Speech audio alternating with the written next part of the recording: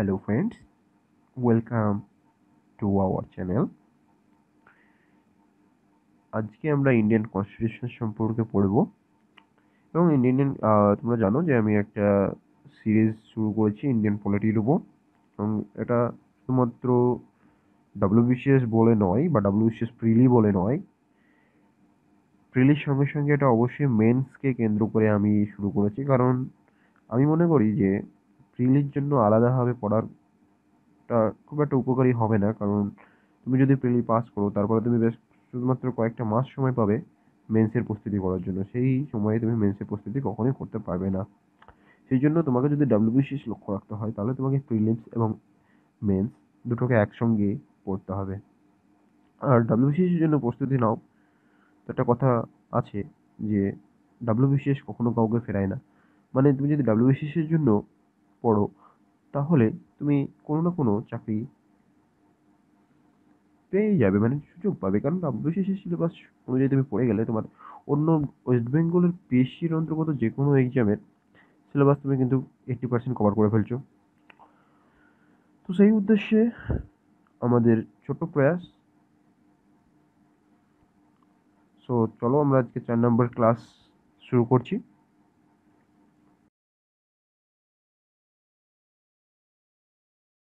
Exam oriented সব রকম video পাওয়ার জন্য আমাদের চ্যানেলটি সাবস্ক্রাইব করুন এবং পাশে থাকা বেল আইকনটি প্রেস করুন। Thank you. দেখো, আগের দিন আমরা 1947 পর্যন্ত কমপ্লিট করেছি। আজকে আমরা শুরু করছি আবার 1946 পর্যন্ত।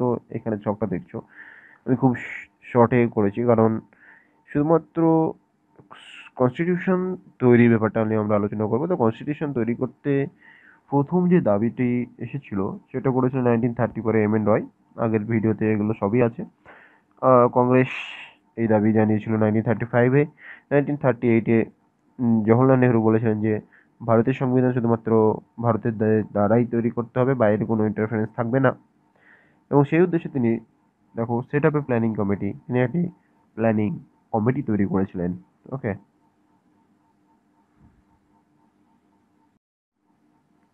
নাও যখন প্ল্যানিং কমিটি তৈরি হয়ে গেল, তারপরে দেখো বিশ্বযুদ্ধ শুরু হয়ে গেল, দ্বিতীয় বিশ্বযুদ্ধ। তো দ্বিতীয় বিশ্বযুদ্ধতে ভারতের সাহায্য, ইংরেজ সরকার অনুভব করে যে ভারতীয়দের সাহায্য দরকার। সেই উদ্দেশ্যে তৎকালীন আমাদের যে ভাইসরয় ছিলেন তিনি হচ্ছে লর্ড লিনলিথ গো। তো তিনি ভারতীয়দেরকে একটি অফার বলে দিয়েছিলেন, অর্থাৎ তিনি একটা সুযোগের কথা উল্লেখ করেছিলেন, যেটিকে অ্যাকচুয়ালি আগস্ট অফার বলা হচ্ছে। তো আগস্ট অফারে বলা হয়েছিল যে ভারতের যে এই কনস্টিটিউশন তৈরির দাবিকে মেনে নেওয়া হবে এবং ভারতকে ডমিনিয়ন স্ট্যাটাসও দেওয়া হবে। ঠিক সেম উদ্দেশ্য নিয়ে 1942-এ ক্রিপস মিশন আসে ভারতে। তাদের তিনজন ক্রিপস মিশন ভারতে আসে। তো এই অফারটি দেওয়া হয়েছিল ভাইসরয়ের পক্ষ থেকে, আর এই অফারটি দেওয়া হয়েছিল বা এই যে ঘোষণাটি বা করা হয়েছিল সেটা করেছিল ব্রিটিশ পার্লামেন্ট। তো ব্রিটিশ পার্লামেন্ট ক্রিপস মিশনকে ভারতে পাঠালেন। তো তারা সেম দাবি নিয়েই আসে, সেম কাজই করতে থাকে। তবে তাদের ব্যর্থ হয়েছিল, কারণ সেখানে কোনো ভারতীয় মেম্বার ছিল না, তাই তাদেরকে মেনে নেয়নি। তো মহাত্মা গান্ধী এটাকে বলেছিলেন post dated check ড্রন from felling bank. Mahatma Gandhi বলেছিলেন, মানে এই যে অফার বা এই যে ক্রিস মিশনের আগমন, এইটাকে বলছেন পোস্ট ডেটেড চেক। আর ফেলিং ব্যাংক বলতে ব্রিটিশ রুলকে বোঝানো হয়েছে, কারণ ফেলিং ব্যাংক মানে সেই ব্যাংক যেটি আর কিছুদিনের মধ্যে ব্যাংক্রাফ্ট হয়ে যাবে। তো মহাত্মা গান্ধী গেস করেছিলেন যে ব্রিটিশ রুল কিছুদিনের ভিতর বা কিছু সময়ের ভিতর ভারত থেকে বিলুপ্ত হতে চলেছে, মুছে যেতে চলেছে। তো সেই জন্য সেটাকে তিনি বলেছেন ব্যাংক্রাফ্ট, এবং সেই সময় এইরকম অফার একটা পোস্ট ডেটেড চেকের মতো। সো 1946 যখন ক্রিস মিশন ব্যর্থ হলো, তখন 1946-এ দেখো যে ক্যাবিনেট মিশন ভারতে আসে। হ্যাঁ, কি করতে আসে, যে ফরমেশন অফ কনস্টিটিউয়েন্ট অ্যাসেম্বলি। তাহলে ক্যাবিনেট মিশনের উদ্দেশ্য কি ছিল? ভারতের কনস্টিটিউয়েন্ট অ্যাসেম্বলি তৈরি করা বা তৈরি করতে ভারতীয়দের সাহায্য করা। ওকে,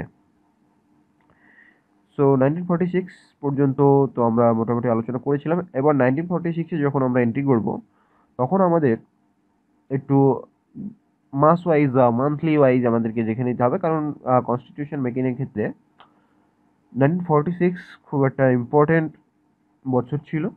তো দেখো, জানুয়ারি মাসে ভোট ফর প্রভিন্সিয়াল ইলেকশন, মানে কি, তখন প্রভিন্সিয়াল ক্ষেত্রে যে লেজিসলেটিভ অ্যাসেম্বলিগুলো ছিল তাদের যে মেম্বার, সেগুলোর ইলেকশন কিন্তু জানুয়ারি মাসে হয়ে গেছিল।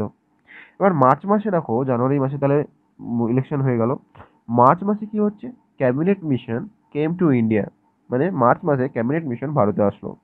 এবার দেখো মে মাস, যখন আমরা মে মাসে চলে আসবো, তখন cabinet mission published its plan. Okay, তো ক্যাবিনেট মিশন তার প্ল্যান বা তিনি যে পরিকল্পনাটা করলেন, সেটা অ্যাকচুয়ালি তিনারা, কারণ সেখানে 3জন মেম্বার ছিলেন।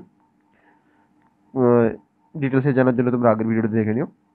তো ক্যাবিনেট মিশন তাদের প্ল্যানটি দিয়েছিলেন মে মাসে।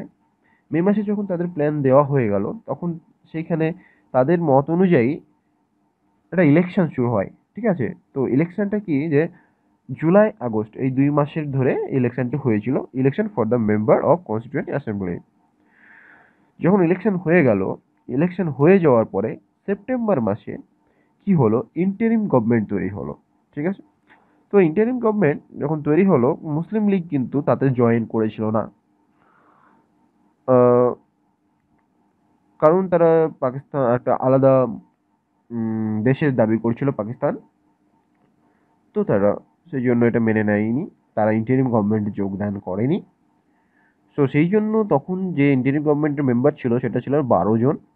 12 জনের ভিতর ছিল 5জন কংগ্রেসের, 4জন হচ্ছে আদার কমিউনিটিস, এবং 3জন ছিল মুসলিম নমিনেটেড বাই কংগ্রেস। ওকে, কারণ মুসলিম লীগ তো অ্যাটেন্ড করেনি, তাহলে 3জন যে মুসলিম মেম্বার অ্যাড করা হয়েছিল সেটাকে নমিনেশন করে দিয়েছিল কারা, কংগ্রেস। ওকে, এবার lord Wavell was the head and Jawaharlal Nehru was designated by the vice president of the council. Okay, তাহলে লর্ড ওয়েভেল ছিল হেড। লর্ড ওয়েভেল বলতে তিনি ছিলেন তখনকার ভাইসরয়, তো তিনি ছিলেন এই কাউন্সিলের হেড। মানে এখানে দেখো ইন্টারিম গভর্নমেন্ট কিন্তু ভাইসরয় এক্সিকিউটিভ কাউন্সিল হিসেবে কাজ করতো। ঠিক আছে, সো দেখো, অক্টোবর মাসে Muslim League join the interim government. তাহলে এখান থেকে প্রশ্ন আছে যে মুসলিম লীগ কবে ইন্টারিম গভর্নমেন্টে যোগদান করেছিল, তাহলে তখন হবে সেটা হবে অক্টোবর মাসে। অক্টোবর কত, 1946। দেন the total member of was 14। তাহলে আগে ছিল কত, যখন তৈরি হলো তখন সেটা ছিল 12, কি তাই না? তখন সেটা ছিল 12, কিন্তু পরবর্তীতে সেটা যখন মুসলিম লীগ যখন অ্যাটেন্ড করলো সেটা হলো 14। তাহলে কংগ্রেসের থাকলো 5, আদার কমিউনিটির ছিল 4, এবং মুসলিম লীগের জন্য 5টি বরাদ্দ ছিল, এবং সেটা তাদেরকে দেওয়া হয়। সেই জন্য এই যে 3জন মুসলিম নমিনেট করার জন্য তাদেরকে রেজিগনেশন দেওয়া হয়। নভেম্বর মাসে কি হয়েছিল দেখো, নভেম্বর মাসে constituent assembly was constituted under the recommendation of cabinet. এখানে ক্যাবিনেট মিশন হবে। ওকে, নট ক্যাবিনেট বলতে যে আমাদের মন্ত্রী পরিষদ বোঝায় সেটা নয়, এটা হচ্ছে ক্যাবিনেট মিশন। তো ক্যাবিনেট মিশনের রিকমেন্ডেশনে কনস্টিটিউয়েন্ট অ্যাসেম্বলি তৈরি হয়েছিল কোন মাসে? কনস্টিটিউশন অ্যাসেম্বলির গঠন সম্পূর্ণ হয়ে গেছিল নভেম্বর মাসে, কারণ সেপ্টেম্বর, জুলাই আগস্টে ভোট হয়ে গেল, ইন্টারিম গভর্নমেন্ট তৈরি হয়ে গেল, নভেম্বর মাসে কনস্টিটিউয়েন্ট অ্যাসেম্বলি তৈরি হয়ে গেল। তাহলে আমরা এতক্ষণ পর্যন্ত দেখো কনস্টিটিউয়েন্ট অ্যাসেম্বলি বা গণপরিষদ আমরা পেয়ে গেলাম। গণপরিষদ পেয়ে গেলাম মানে কি, তার মানে কনস্টিটিউশনের কাজ এবার শুরু হবে 1946-এ। চলো এবার আমরা পরে দেখে নিচ্ছি আর কি আছে। ওকে, কনস্টিটিউশন গঠন যখন শুরু হয়ে গেল, নভেম্বর মাসে কমপ্লিট হয়ে গেল গঠন। সো সেই সময় যে মেম্বার ছিল সেটা সম্পর্কে আমরা একটু আলোচনা করে নিই, যে কম্পোজিশন অফ কনস্টিটিউয়েন্ট অ্যাসেম্বলি। তো সেখানে টোটাল মেম্বার ছিল দেখো 389। তাহলে কনস্টিটিউয়েন্ট অ্যাসেম্বলি যখন গঠিত হয় তখন তার মেম্বার বা টোটাল মেম্বার যে ইলেক্টেড বা নমিনেটেড হয়েছিল, সেক্ষেত্রে 389 জন ছিল মেম্বার। তো তাদের মধ্যে কিছু ছিলেন ইলেক্টেড আর কিছু ছিলেন নমিনেটেড।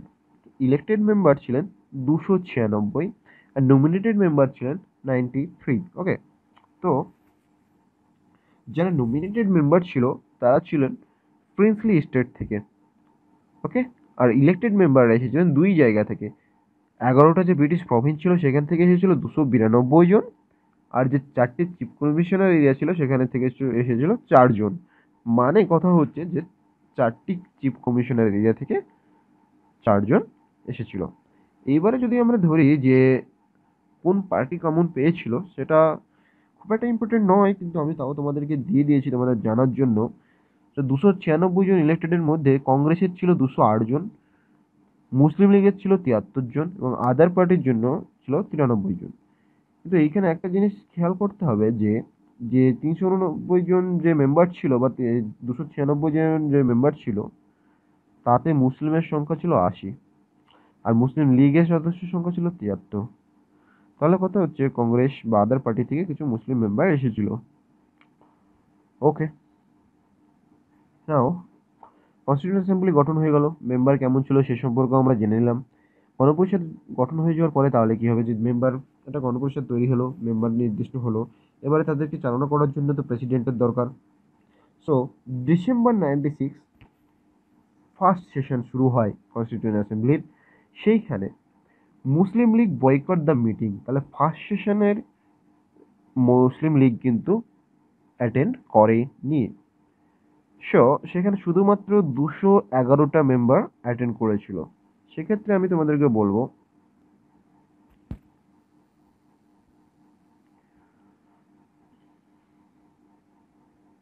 ওকে, শুধুমাত্র 211 জন মেম্বার অ্যাটেন্ড করেছিল, কারণ মুসলিম লীগের সঙ্গে সঙ্গে আমাদের যে প্রিন্সলি স্টেটগুলো ছিল তারাও অনেকে অ্যাটেন্ড করেনি।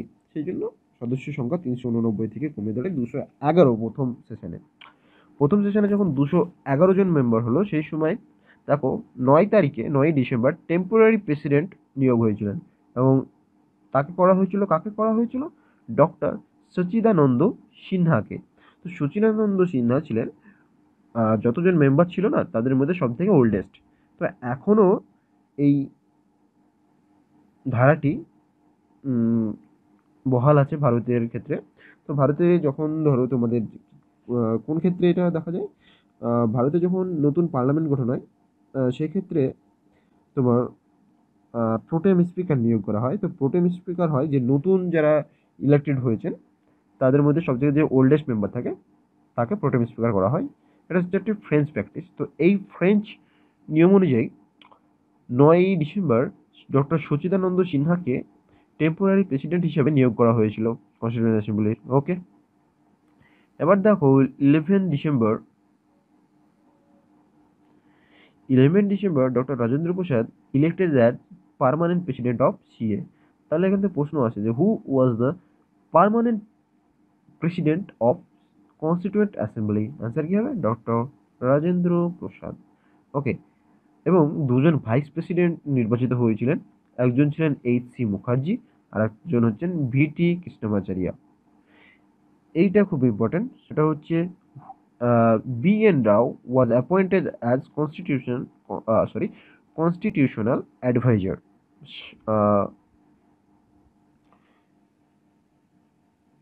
কনস্টিটিউশনাল অ্যাডভাইজার হিসেবে বা সাংবিধানিক উপদেষ্টা হিসেবে নিয়োগ করা হয়েছিল বি.এন. রাওকে, ওকে। সো এবার আমরা দেখব 13 ডিসেম্বর। 9 ডিসেম্বর পড়লাম, 11 ডিসেম্বর পড়লাম, এবার 13 ডিসেম্বরে চলে যাচ্ছি। 13 ডিসেম্বর 1946। আমরা এখনো 1947-এ যাইনি, মানে আমাদের দেশ এখনো স্বাধীন হয়নি। তো তার আগের ঘটনাগুলো আমরা পড়ছি এবং এটা হচ্ছে আমরা পড়ছি first session of constituent assembly বা গণপরিষদ। দেখো 13 ডিসেম্বরে কি হয়েছিল, Jawaharlal Nehru moved the historic objective revolution in the assembly. তাহলে 13 ডিসেম্বর 1946-এ জওহরলাল নেহেরু অবজেক্টিভ রেজলিউশন পেশ করেছিল, জেট, ওকে, যেটা আমরা পরবর্তীতে যে দেখব গৃহীত হয়েছিল কততে, জানুয়ারি মাসে, আমরা সেটা পেয়ে যাবো পরে। দেখো all the committees of the CA was set up after except drafting committee। তাহলে ফার্স্ট সেশনে সমস্ত কমিটি তৈরি হয়ে গেছিল, সাংবিধানিক কমিটি 22খানা কমিটি ছিল। তো শুধুমাত্র ড্রাফটিং কমিটি বাদে বাকি সমস্ত কমিটিগুলো কিন্তু এই ডিসেম্বর 1946-এই তৈরি হয়ে গেছিল। দেখো, election for constituent assembly members আর বেসড অন পিআরএসটিভি, মানে কি preferential representative by single transferable vote. এটা কি? এটা আসলে এখন যে রাষ্ট্রপতি বা ভাইস প্রেসিডেন্ট ভারতে যেভাবে নিয়োগ হয় সেই নিয়মে তখন এই কনস্টিটিউয়েন্ট অ্যাসেম্বলি মেম্বারদের নির্বাচন হয়েছিল। অর্থাৎ এখন যে পার্লামেন্টের এমপিদের নির্বাচন হয় সেটা হচ্ছে যে এমপিদের নির্বাচন হয় সে পদ্ধতি নয়, রাষ্ট্রপতি বা উপরাষ্ট্রপতি যেভাবে নিয়োগ হয় সেই পদ্ধতিতে এই কনস্টিটিউয়েন্ট অ্যাসেম্বলি মেম্বারদের ইলেকশনটি হয়েছিল। তো seat allocation to the provinces or states in the proportional with population. তাহলে জনসংখ্যার ভিত্তিতে সিট অ্যালোকেশন করা হয়েছিল। 10 লাখ জনসংখ্যার পিছনে একটি করে সিট নির্ধারিত হয়েছিল। তো সিটস ওয়ার ডিভাইডেড এবং মুসলিম, শিখ অ্যান্ড জেনারেল এই 3টি কমিউনিটিতে ভাগ করা হয়েছিল। তো এই যে জেনারেলের ভিতর মুসলিম এবং শিখ বাদে অন্য সমস্ত কমিউনিটির মানুষেরা পড়ে যেত। তো সেক্ষেত্রে বলে রাখি যে এই মুসলিমদেরকে নিয়োগ করেছিল শুধুমাত্র মুসলিমরা, শিখদেরকে নিয়োগ করেছিল শুধুমাত্র শিখরা। এইভাবে মানে যে ধর্মের মানুষ বা যে কমিউনিটির মানুষ হবে সেই কমিউনিটির মানুষই তাদেরকে নিয়োগ করবে। তো এই ক্ষেত্রে যে ভোটটা হয়েছিল সেটা অবশ্যই ডাইরেক্ট ভোট হয়েছিল না। The member was elected indirectly by the member of provincial assembly. তো প্রভিন্সিয়াল অ্যাসেম্বলি যেটা জানুয়ারি মাসে ভোট হয়ে গেছিলো 1946-এর, তারাই জুলাই আগস্ট মাসে আমাদের কনস্টিটিউশন অ্যাসেম্বলির ভোটটা হচ্ছে, আমরা সমস্ত আগে স্লাইডে দেখলাম। তো এই ভোটে এই যে কনস্টিটিউশন অ্যাসেম্বলি মেম্বারদেরকে নির্বাচন করা হচ্ছে সেটা ইনডাইরেক্টলি নির্বাচন করছেন কারা? প্রভিন্সিয়াল অ্যাসেম্বলির মেম্বাররা। দেখো, elephant was adopted as the symbol of constitution assembly. তাহলে কনস্টিটিউশন অ্যাসেম্বলির সিম্বল অর সিল কি ছিল যদি প্রশ্ন আসে, তাহলে তার অ্যান্সার হবে এলিফ্যান্ট। ওকে,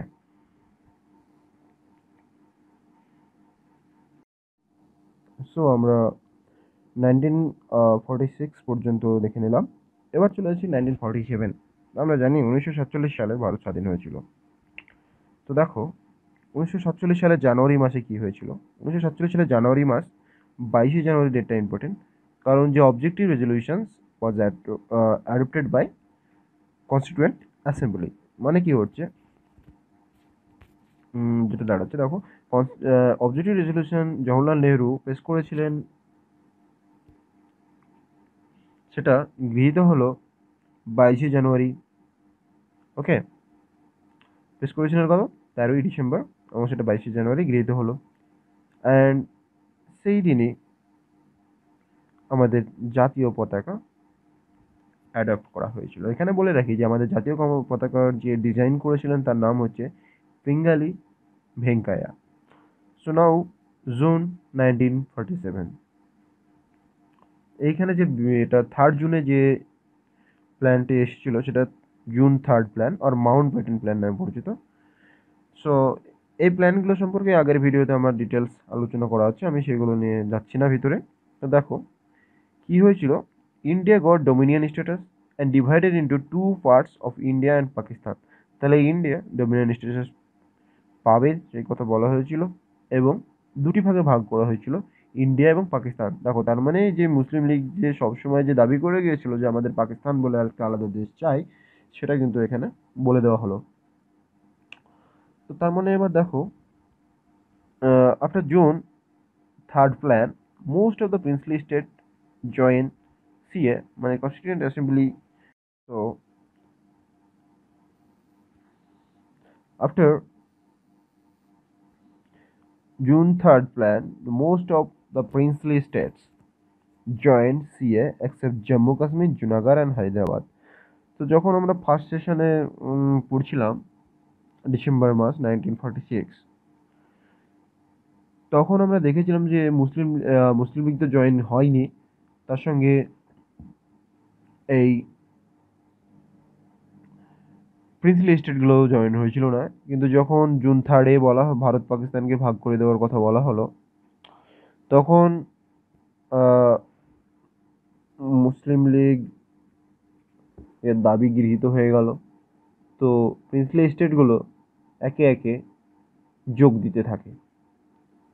শুধুমাত্র 3টি প্রিন্সলি স্টেট কনস্টিটিউশন অ্যাসেম্বলিতে যোগ দেয়নি, সেটা জম্মু কাশ্মীর, জুনাগড় এবং Hyderabad. Next, July 1947. So, the Muslim League member withdrew from CA. যখন দেখো মুসলিম লীগ মেম্বাররা আর সিএতে থাকবে না, কেন থাকবে? কারণ তারা তো আলাদা পাকিস্তান পেয়েই গেছে, তো তারা তো ভারতের কনস্টিটিউশন অ্যাসেম্বলিতে অবশ্যই থাকবে না, তাই তারা উইথড্রু করে নেয় তাদের মেম্বারশিপকে। তো the number of member came down to 299। এখান থেকে প্রশ্ন আসে যে মুসলিম লীগ বা পাকিস্তানপন্থীরা কনস্টিটিউশন অ্যাসেম্বলি থেকে চলে যাওয়ার পরে সদস্য সংখ্যা কত হয়েছিল? 299। ওকে, তারপর চলে আসছি আমরা আগস্ট। আগস্ট, আমরা সবাই জানি 15ই আগস্ট এবার আমরা স্বাধীনতা পাবো। India got independence. The assembly was made a fully sovereign body. অ্যাসেম্বলিকে পুরো সোভারেন বডিতে পরিণত করা হলো, কারণ তারা ভারতের জন্য যা উপকারী মনে করবে তারা নিজেদের মতো করে আইন বানাতে পারবে, নিজেদের মতো করে কনস্টিটিউশন বানাতে পারবে। সেখানে ব্রিটিশ সরকার কোনো রকম হস্তক্ষেপ করবে না, তাই তারা সোভারেন বডিতে পরিণত হলো। First cabinet of free India form. দেখো, প্রথম ক্যাবিনেট অফ ফ্রি ইন্ডিয়া তৈরি হয়েছিল। আর drafting committee was set up with 7 member. তাহলে ড্রাফটিং কমিটি 29শে আগস্ট, অর্থাৎ সমস্ত কমিটি তৈরি হয়ে গেছিলো। আমি বলে দিলাম যে ফার্স্ট সেশন হয়েছিল ডিসেম্বর মাসে 1946-এ, তখন এই সমস্ত কমিটি তৈরি হয়ে গেছিলো, কিন্তু ড্রাফটিং কমিটি তখন তৈরি হয়েছিল না। 29শে আগস্ট এই ড্রাফটিং কমিটি 7জন মেম্বারকে নিয়ে তৈরি হয়েছিল। আমি পরের দিন ড্রাফটিং কমিটির 7জন মেম্বার কে ছিলেন বা ড্রাফটিং কমিটির কটা সেশন হয়েছিল, কিভাবে কতদিন পরে কনস্টিটিউশনের ড্রাফট কমপ্লিট হয়েছিল, সেগুলো নিয়ে আমরা পরের দিন আলোচনা করব পরের ভিডিওতে। তো এখন নভেম্বর মাস, CA started acting as a legislative body. দেখো, এতদিন পর্যন্ত তারা কনস্টিটিউশন তৈরি করছিল শুধুমাত্র, কিন্তু নভেম্বর মাস থেকে তারা লেজিসলেটিভ বডি হিসাবে কাজ শুরু করে। যখন লেজিসলেটিভ বডি হিসাবে বসতো, তখন চেয়ারম্যান হতো জিভি মাভেলঙ্কর, অর্থাৎ GV Mavalankar was the first speaker. তাহলে যখন একজন কনস্টিটিউয়েন্ট বডি হিসেবে বসতো, তখন কি হতো? তখন বি আর আম্বেদকর ছিল, সরি, প্রসাদ ছিলেন চেয়ারম্যান। ওকে, আর যখন লেজিসলেটিভ বডি হিসেবে বসতো, তখন জিভি মাভেলঙ্কর সেই দায়িত্ব পালন করত। তাহলে অ্যাজ আমাদের কনস্টিটিউয়েন্ট বডি হিসেবেও কাজ করতো, লেজিসলেটিভ বডি হিসেবেও এই কনস্টিটিউয়েন্ট অ্যাসেম্বলি কাজ করতো। সো আজ আমি এতটাই রাখছি। পরের দিন আমি তোমাদেরকে কি পড়াবো সেটা দেখিয়ে দিচ্ছি। পরের দিন আমি পড়াবো যে কনস্টিটিউয়েন্ট অ্যাসেম্বলির যে কমিটিগুলো সেগুলো আমি আলোচনা করবো, ড্রাফটিং কমিটি আলোচনা করবো। এছাড়া যে ক্রোনোলজিক্যাল অর্ডারে কীভাবে ড্রাফট এনাক্ট হয়েছিল, রিডিংগুলো কীভাবে হয়েছিল সেগুলো পড়বো। তাছাড়া আমাদের যে first cabinet of free India সম্পর্কে একটু আলোচনা করবো, এবং তারপরে একদম লাস্টে আমরা বেশ ইম্পর্টেন্ট কিছু ফ্যাক্ট আলোচনা করার মাধ্যমে আমরা এই চ্যাপ্টারটি কমপ্লিট করবো। তো আজকে আমি তোমাদেরকে খুব বেশি লেন্দি করলাম না ভিডিওটা, এটুকুই রাখছি, যাতে তোমরা সমস্ত কিছু খুব ভালোভাবে বুঝে করতে পারো। So that's all for today. ভিডিওটি শেষ পর্যন্ত দেখার জন্য তোমাদেরকে অশেষ ধন্যবাদ। ভিডিও তোমাদের ভালো লাগলে অবশ্যই একটা লাইক দাও, কমেন্ট করো, কোনো রকম প্রশ্ন থাকলে কমেন্ট করো, বা আমাদের কোনো ভুল থাকলে তোমরা কমেন্ট করো, বন্ধুদের সঙ্গে শেয়ার করো। আর যদি এখনো পর্যন্ত চ্যানেলটি সাবস্ক্রাইব না করে থাকো, তাহলে অবশ্যই নিচে লাল রঙের সাবস্ক্রাইব বাটনটি প্রেস করো এবং পাশে থাকা বেল আইকনটিকে সর্বদা অল করে দেবে, যাতে আমাদের চ্যানেলের সমস্ত ভিডিও আসলে তোমরা সঙ্গে সঙ্গে